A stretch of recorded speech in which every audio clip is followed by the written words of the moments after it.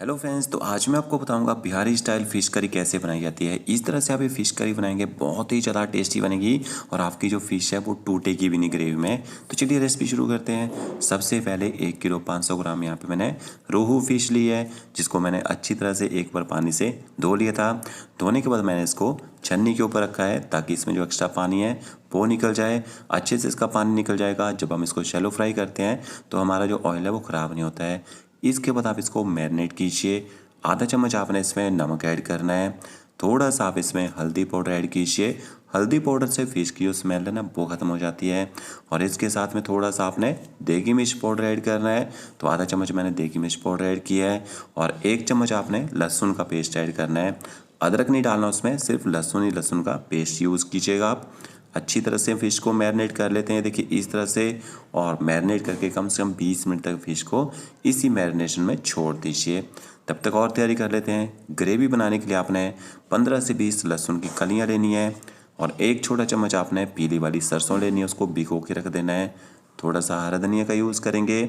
और 3 से 4 आपने हरी मिर्च लेनी है। यहाँ मैंने मिक्सी ग्राइंडर जार लिया है। सबसे पहले इसमें सरसों ऐड कर देते हैं पानी के साथ ही। इसके साथ में लहसुन भी डाल देना आपने। और साथ में इसमें हरा धनिया और हरी मिर्च भी डाल देनी है। वैसे हरे धनिया का यूज़ नहीं किया जाता है, अगर आप इसको नहीं डालना चाहें इसको आप स्किप कर सकते हैं। यहाँ पे आधा चम्मच आप इसमें साबुत जीरा ऐड कर दीजिए। और 10 से 12 आपने इसमें काली मिर्च ऐड करनी है। और इनको आपने पीस लेना है। अगर आपको इसमें पानी डालने की ज़रूरत पड़ेगी तो आप इसमें थोड़ा सा पानी डाल सकते हैं। एकदम फाइन पेस्ट बना लेना, देखिए इस तरह से। अब इसके बाद यहाँ पे मैंने कढ़ाई ली है, 2 से 3 बड़े चम्मच उसमें सरसों का तेल ऐड करेंगे। आप चाहे फ़िश को फ्राई भी कर सकते हैं, बट यहाँ पे मैं फ़िश को शैलो फ्राई कर रहा हूँ। इससे क्या होगा, हमारा जो ऑयल है ना वो ख़राब नहीं होगा। कम ऑयल में आप फ़िश को शैलो फ्राई कर पाएंगे। ऑयल जैसे अच्छी तरह से गर्म हो जाएगा, इसके बाद आपने फ़िश को फ्राई करने के लिए यहाँ पे डाल देना है। तो जितनी फ़िश एक बार में आती है शैलो फ्राई करने के लिए उतने पीसेस आप डाल दीजिए। आप चाहें इसको 2 बार में भी शैलो फ्राई कर सकते हैं। अब इसके बाद आपने गैस की फ्लेम हाई करनी है। हाई फ्लेम में 2 मिनट तक एक साइड से आप फ़िश को पकने दीजिए। बार बार आपने फ़िश को पलटी नहीं करना है, बार बार पलटी करेंगे फ़िश ना टूट जाती है। तो एक साइड से अच्छी तरह से पकने दीजिए, फिर दूसरी साइड को पलटी करके दूसरी साइड से भी अच्छी तरह से आप इसको पकने दीजिए। और तेज़ गैस में ही पकाना है आपने, उससे बाहर से अच्छा क्रंच आएगा फ़िश में और फ़िश हमारी टूटेगी भी नहीं। स्लो गैस में पकाएंगे, एक तो ऑयल को पी जाएगी और दूसरा ये टूटना भी शुरू हो जाती है। तो ये देखिए मुझे कम से कम 5 मिनट हो चुके हैं फ़िश को पकाते हुए और दूसरी साइड्स में भी अच्छा कलर आ चुका है। तो चेक कर लीजिए एक बार इस तरह से, देखिए बढ़िया तरीके से करारी भी हो चुकी है हमारी फ़िश और अच्छी तरह से पक भी चुकी है।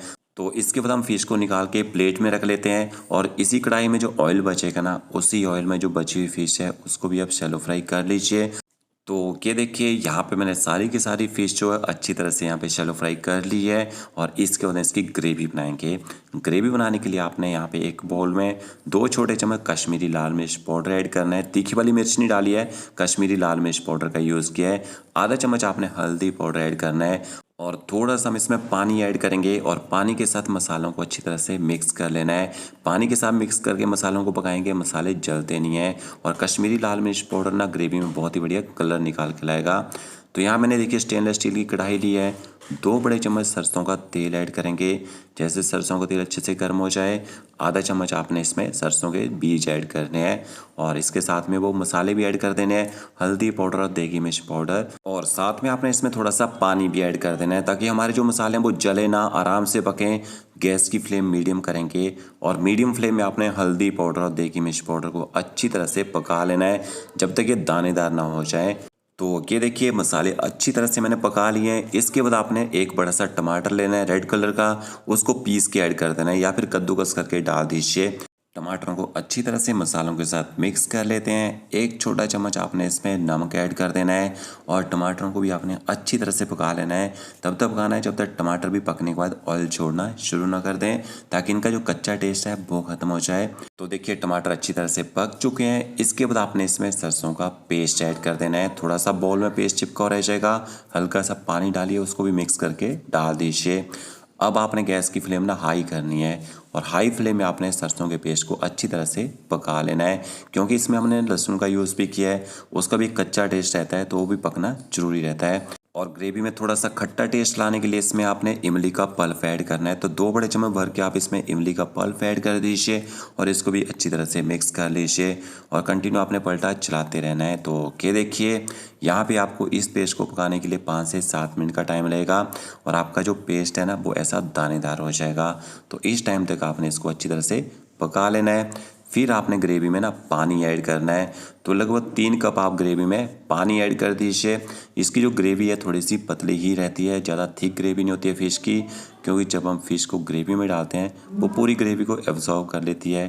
तो ये देखिए ग्रेवी में यहाँ पे बॉयल आ चुका है। 5 मिनट तक ग्रेवी को पकने दीजिए और इसके बाद आपने इसमें ना फ्राई की हुई फ़िश ऐड कर देनी है। तो सारे के सारे पीसेस में ऐड कर देते हैं और ग्रेवी में फिश डालने के बाद आपने ना गैस की फ्लेम जो है एकदम लो कर देनी है और एकदम लो फ्लेम में सिर्फ और सिर्फ 2 मिनट तक आपने फिश को पकाना है। ज़्यादा देर नहीं पकाएंगे। ज़्यादा देर आप फिश को पकाएंगे उससे क्या होता है, फिश ना ग्रेवी में टूटना शुरू हो जाती है। ऑलरेडी हमारी जो फिश है फ्राई करते टाइम पक चुकी है, सिर्फ हमने इसको ग्रेवी के साथ मिक्स करना है यहाँ पे, ताकि फ़िश जो है ग्रेवी को अच्छी तरह से अब्सॉर्ब कर ले। और ये देखिए 2 मिनट तक मैंने फ़िश को पका लिया है। गैस की फ्लेम बंद कर देंगे और इस फिश करी को आप इंजॉय कर सकते हैं राइस के साथ में। तो फ्रेंड्स अगर आपको ये मेरा वीडियो अच्छा लगा होगा लाइक शेयर कमेंट जरूर कीजिएगा। ओके फ्रेंड्स, मिलते हैं अगली नई वीडियो के साथ। Thank you.